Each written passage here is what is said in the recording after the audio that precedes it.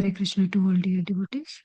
Hare Krishna, Himangi Mataji, please accept my humble obeisances. All goes to Srila Prabhupada and Guru Maharaj.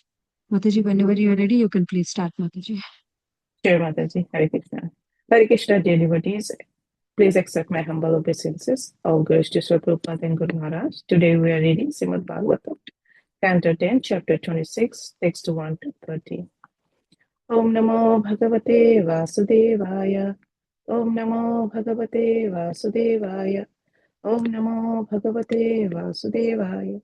Narayanam Namaskritam Naram Chaiva Narottamam Deving Saraswatim Vyasam Tato Jaya Mudire Nashtaprayesu Abhatrisu Nityam Bhagavata Sevaya Bhagavate Uttama Sloke Bhaktir Bhavati Nestiti. Text 1. Sukadeva Goswami, the cowherd men, were astonished when they saw Krishna's activities, such as lifting Govardhan hill. Unable to understand his transcendental potential, they approached Nanda Maharaj and spoke as follows. The cowherd man said, since this boy performs such extraordinary activities, how could he want a birth among worldly men like us, a birth that for him would seem contemptible? How could this 7-year-old boy playfully hold up the great hill Govardhana with one hand, just as a mighty elephant holds up a lotus flower? As a mere infant who had hardly yet opened his eyes, he drank the breast milk of the powerful demoness Putana and then sucked out her very life air as well, just as the force of time sucks out the youth of one's body. Once, when only 3 months old, little Krishna was crying and kicking up his feet as he lay beneath a huge cart. Then the cart fell and turned upside down, simply because it was struck by the tip of his toe.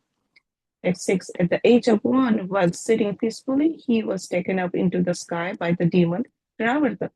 But baby Krishna grabbed the demon's neck, causing him great pain, and thus killed him. Once his mother tied him with ropes to a mortar because he had caught him stealing butter. Then, crawling on his hand, he dragged the mortar between a pair of Arjuna trees and pulled them down. Another time, when Krishna was tending the cows in the forest, together with Balaram and the cowherd boys, the demon Bakasura came with the intention of killing Krishna. But Krishna seized this inimical demon by the mouth and tore him apart. Text 9. Desiring to kill Krishna, the demon Vatsa disguised himself as a cow and entered among Krishna's cows. But Krishna killed the demon and using his body, enjoyed the sport of knocking kapita fruits down from the trees. Text 10. Together with Lord Balrama, Krishna killed the jackass demon and all his friends, thereby securing the safety of Thalavan forest, which abundant with fully ripened palm fruits. After arranging for the mighty Lord Balaram to kill the terrible demon Pralamba, Krishna saved Vraja's cowherd boys and their animals from a forest fire. Text 12.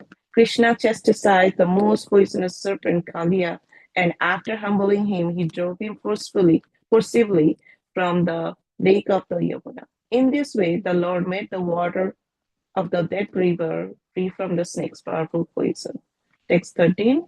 Dear Nanda, how is it that we and all other residents of Braja cannot give up our constant affection for your son? And how is that he is so spontaneously attracted to us? Thank you, Hare Krishna. Thank you so much, Himangi Mataji. Hare Krishna, Krishna Venidas Prabhuji, please accept our humble obeisances. All goes to Srila Prabhupada and Guru Maharaj. Prabhuji, please take over the call, Prabhuji. Hare Krishna. Hare Krishna. Thank you, Radharani Mataji, for coordinating this call. And thank you, Sundarananda Prabhu, for giving this opportunity to share few points from the purports of today's Bhagavatam section. And thank you, Hamangi Mataji, for reading today's Bhagavatam section, slokas translations. So I'll start with prayers. Om Ajnanatimirandasya Jnananjanasalakaya Chakshurunmilitam Yena Tasmai Sri Gurave Namaha.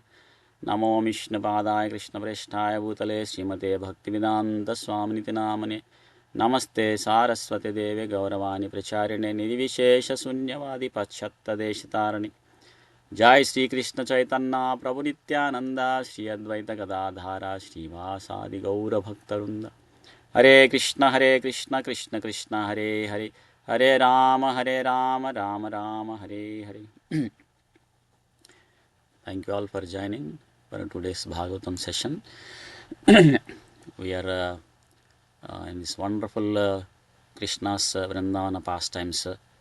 In the last couple of chapters, we heard how Krishna saved all the residents of Vraja from the wrath of Lord Indra, and at the same time, he also saved Lord Indra from the false pride due to his high level position. So he got puffed up and he had a false pride. So because he is one of the devotee of Supreme Lord Krishna, Krishna protected him also from the false pride.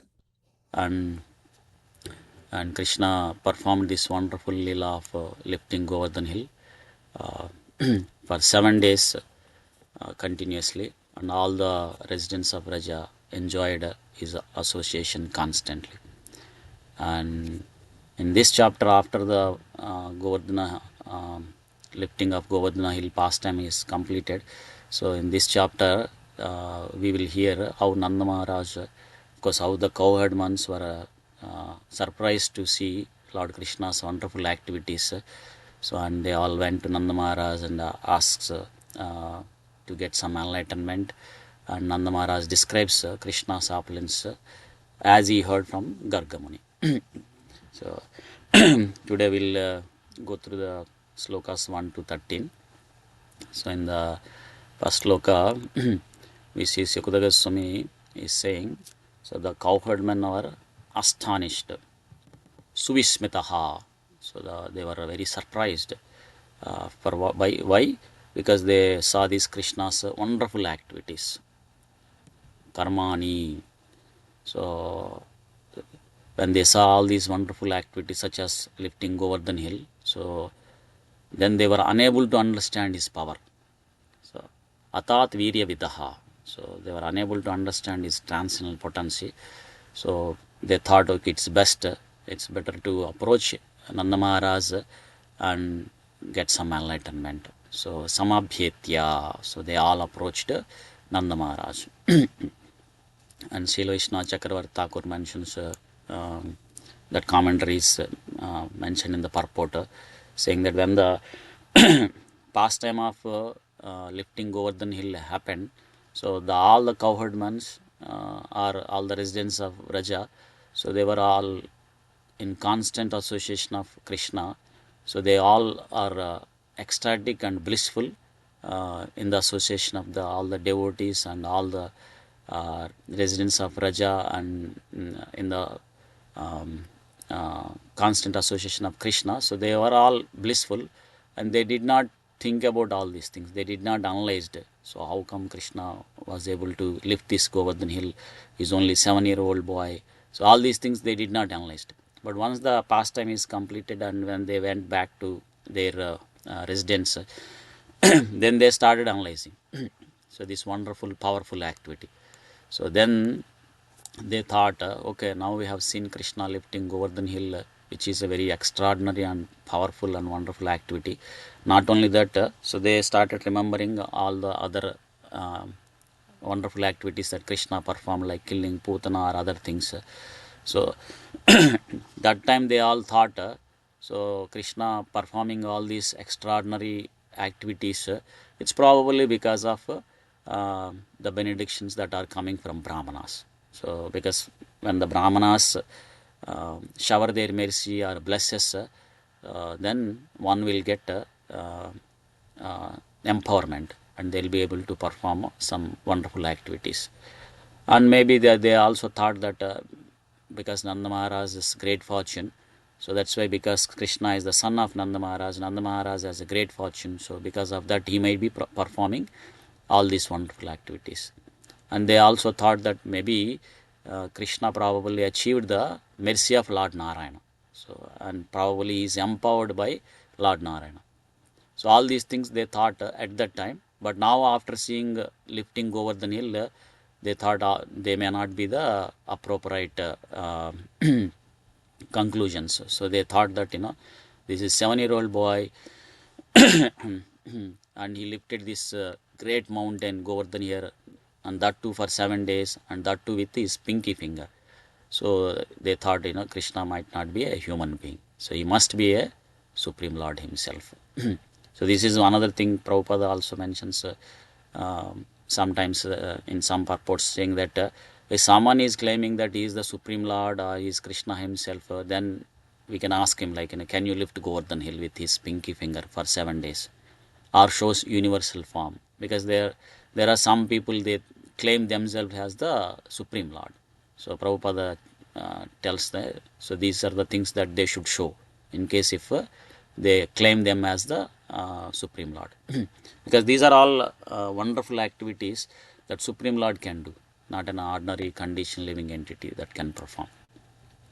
So Brajavasi is thinking like that, and at the same time, by looking at all these wonderful activities, they thought is Krishna is the Supreme Lord. But at the same time, they also see that when we don't show any attentive to Krishna, if we don't give attention to Krishna, then he doesn't feel or he feels morose.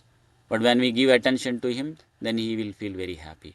So like an ordinary child, or sometimes he feels hungry, sometimes he feels thirsty, and he steals yogurt and milk from the other houses, and he plays tricks. So he also lies sometimes. So all these childish activities. Not only that, he is a very simple, ordinary cowherd boy. He also tends the calves. So all these things seems to be contrary for the Supreme Lord. So they don't indicate these things as a Supreme Lord. It indicates as a ordinary human child. So they were confused. So whether Krishna is the Supreme Lord because he is performing wonderful, powerful activities at the same time. So he is also acting as a simple cowherd boy.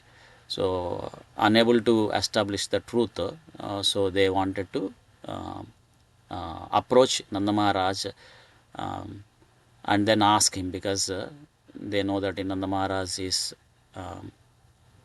higher intelligence than them. So they thought, okay, we'll go them and then approach Nanda Maharaj and ask the Nanda Maharaj to enlighten them about Krishna's. So in the next sloka we see that so all the cowherd men, so they went to the Nanda Maharaj and they are asking him like, since this boy performs such extraordinary activities, Ati Adbhuthani, so these are most amazing, extraordinary activities. Of course, Krishna's activities are transcendental. So that's why Krishna mentions in Bhagavad Gita, they are saying that, Divyam, Janma Karma Cha Me Divyam. So they're all transcendent. So whoever understands all these things, so then they don't need to take another birth. Takta deham punarjanma naiti mameti so Arjuna. Like that. So here they are saying that it's Ati Adbhutani. So, but how could a warrant a birth among worldly men like us? Because a birth that for him would seem contemptible. Because a person who is performing these all extraordinary activities cannot be born as an ordinary human being in this earth planet, because it's chukupsitam. So it's considered as a low, taking a birth in such a person, such a extraordinary person, getting this human birth seems to be a low for him. Because in a purport it is mentioned that an ordinary human being, so they cannot avoid suffering or unpleasant circumstance. But a personality like this, Supreme Lord or Supreme Control, he can make all kind of arrangements for his pleasure. So he doesn't need to go through an ordinary living ended how they are going as the all these sufferings in this material world. So in the next sloka, they started narrating all these wonderful activities. So he's saying that how could this 7-year-old boy, Saptahayana Balaha, so 7-year-old boy, and playfully hold up the great hill Govardhana with one hand. And the comparison is given as the mighty elephant holds up a lotus flower. So when Krishna lifted this Govardhana hill, he is only 7-year-old. So that's why it could be when Krishna stole the garments of the gopis, he might be 6 year olds. So that's why that activity cannot be considered as an immoral activity, because 6 year old boy, you cannot expect any lust. Even the scientist says that a boy or girl will develop lusty desires or the opposite gender attraction from the teenage, 13 years onwards, not at the age of 6 years. So that's why in the purports of that chapter also it is mentioned or stressed or concluded that Krishna reciprocating because the gopis has the pure devotion service, Vishuddha Bhakti, so towards Krishna. So that's why he's reciprocating. And here it is also comparison is given how the Krishna is lifting the Govardhan hill. It's just a mighty elephant holds up a lotus flower.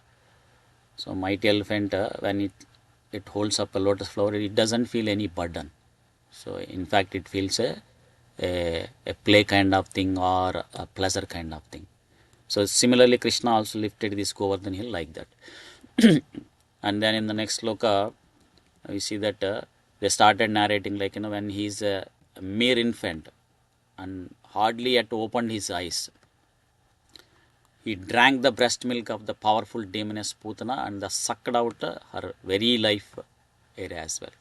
Just as the force of time sucks out the youth of one's body. Kalena. Because the time, the powerful time, it takes away one's youth. Of course, not only youth, gradually it takes out the life also, life air also.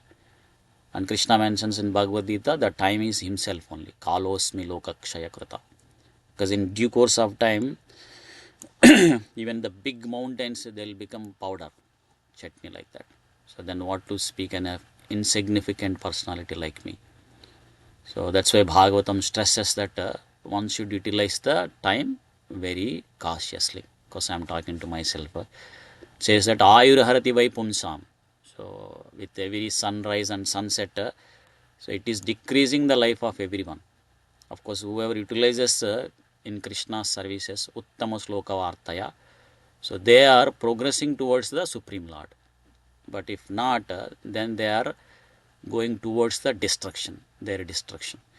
They will be destroyed and they will be continued to go through the suffering, through the cycle of birth and death. Janma Mrityu Jara Vyadhi Dukkha Doshana Darshana. So similarly, Krishna also here, because he is the time himself, here he accelerated Putana's time by sucking her breast milk and taking out her life air itself. And at that time, Krishna hardly yet opened his eyes. So very small child like that. And next activity, they are saying that when he is 3 months old, so he kicked up the cart, a huge cart, and it fell down and turned upside down simply because it was struck by the tip of his toe. So this is the Sakatasura pastime that is narrated in this 10th canto of 7th chapter. So Krishna just touched the cart with his tip of toe, and it is a big cart, it all fell down. And everything on top of the cart, whatever it is there, they all are messed up, like it is placed here and there. So this is elaborately narrated in the 7th chapter, where Mother Yashoda was trying to observe a ritualistic ceremony of Krishna's turning backside. So when the child turns backside, then the parents perform this ritualistic ceremony. So at that time, Krishna was placed under this cart, huge cart, and Krishna kicked it down. And they were wondering, but at that 3 months old, just with the tip of toe, so he broke that cart itself like that. And then the next pastime they are narrating is at the age of 1. So this is the Trinavarta pastime. So it is also mentioned in the 7th chapter of the Bhagavatam, 10th canto. So how Trinavarta took Krishna up into the sky, but Krishna grabbed the demon's neck, causing him great pain and killed him like that. So in the purport it is mentioned that so all the cowherd men, So they were all astonished by all these wonderful activities. Because how can a infant boy can kill Putana, who is a very huge demon, or Sakatasura pastimes, and now of course this is the Tranavata pastime. So they were all sharing this wonderful pastime and enhancing their love for Krishna by remembering all these pastimes and discussing all these activities. Krishna also mentions in Bhagavad Gita, Bodhayanta Parasparam. So the devotees, so they share or they speak about Krishna's wonderful activities, pastimes. Then they relish Tushyanti cha Ramanti cha. So they relish by sharing this Krishna Katha. And in the next sloka, so this is a famous pastime that every year devotee celebrates. Of course, we went through this elaborately, where this is the Damodar Leela, where Mother Yashoda tied Krishna to a grinding motor. And at that time, these two Arjuna trees, the pair of Arjuna trees, the purport it is mentioned that so these Arjuna trees were very old and thick also, but they were all pulled down very easily by Krishna. Of course, all these wonderful pastimes Krishna performed, they also teach us or gives us so many wonderful instructions for a practicing devotee or to the conditioned living entity in this material world. Like through this pastime, we heard how Krishna is bound by the love of a pure devotee, and how a practicing devotee should endeavor to progress in the path of bhakti or to please Krishna, so that he can be bound even though he is unbound. Even though he is Ajita, unconquerable, but he can be conquered, he can become Jita. So when a conditioned living entity develops a pure love for Krishna. And there are many other pastimes how Krishna is also fulfilling the words of his pure devotee Narada by delivering these two Arjuna trees who are Nalakuvera and Managriva. So all these kind of things. And the next pastime, so we see that Krishna was tending the cows in the forest together with Balarama, and then this demon Bakasura came with an intention to kill Krishna. Hantu Kamam. So he came with a desire to kill Krishna, but we see that Krishna seized and he killed him. Krishna killed this Bakasura. Of course, all these demons whoever killed in the hands of Krishna, they were all got liberated. So such is the mercy of Supreme Lord Krishna. Is very compassionate. Even someone considering him as an enemy and coming to with an intention to kill him, so they are all killed in the hands of Krishna, and they were all liberated. In the next sloka, they are narrating the pastime of Vatsasura. So how Vatsasura came with an intention to kill Krishna, disguising himself as a calf, and entered into the Krishna's calves. And then Krishna killed this demon. And not only that, using his body, he enjoyed the sport of knocking kapitta fruits down from the trees. And in the next sloka, the cowherdman sharing to Nanda Maharaj the pastime of Dhenukasura, which is also mentioned in this canto, 15th chapter. So how Dhenukasura is also mentioned here as a Daityayam, so the descendant of Diti, because it's mentioned as a demon.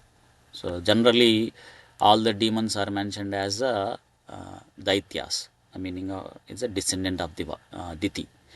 So because Hiranyaksha, Hiranyakashipu were the powerful demons, they were born from the Diti, Mother Diti. So that's why they are demons, they were called as Daityas. So all the demons, mostly they are commonly called as Ditis. So not only that, from Dhenukasura pastime also Krishna teaches many lessons, like how a Baddha Jiva in this material world works very hard for material gains without spending time for spiritual life, because that is the most important. One has to take some time out every day for the spiritual practice. And Prabhupada gave this wonderful process of Krishna consciousness So we should take little time every day and chant this Hare Krishna Maha Mantra. Hare Krishna, Krishna Krishna, Hare Hare, Hare Ram, Ram Ram, Hare Hare. So in the next chapter, in the next lesson, sloka, so the cowherdman sharing that how Balarama killed the terrible demon Pralamba, and other pastime is Krishna saved Vraja boy, cowherd boys from the animals from a forest fire. Cowherd boys and their animals, all of them from the forest fire. So these are also mentioned in the chapters 18 and 19. And Krishna teaches a lesson how this Pralambasura disguised himself and came as one of the cowherd boy with an intention to kill Krishna. So similarly, we also in our heart, so there are many anarthas which are subtle, so they can blend with our activities and corrupt us. So it will give obstacles in progressing Krishna consciousness. So when we take shelter of a guru or the advanced devotees, because Balarama represents the Guru Tattva, spiritual master. So when we take shelter of the Guru and the devotees, then they can remove all our subtle anarthas also. So, and then we can be able to practice this Krishna consciousness with the determination. So in the next sloka, so they are sharing the pastime of Kaliya, so how Krishna chastised the Kaliya. Vishatama. So the Kaliya is mentioned as the most powerful poison, and not only that, is very envious. So and they are mentioning here that how Krishna chastised the Kaliya, and after humbling him, he drove him forcibly from the lake of Yamuna. So not only chastised, but he also ordered him to leave the Yamuna so that all the cowherd boys or the residents of Raja can be able to take advantage of this water or utilize it. And made the water of that river free from the snake's powerful poison. The last sloka for today, there are, after sharing all these wonderful, beautiful pastimes of Krishna and increasing their love for Krishna, because when we share the Krishna Katha, then one will get purified and their happiness will be increased. But of course, Vrajavasis are pure devotees. So pure devotees, when they share Krishna Katha, they relish and they become very blissful. And here he is saying that how is that we all and other residents of Raja cannot give up our constant affection for your son. So they are admitting here, saying that, their all the residents of Raja, they love Krishna so much and they cannot give up their constant affection to Supreme Lord Krishna. And not only that, they are saying that even Krishna also spontaneously attracted to Vrajavasis.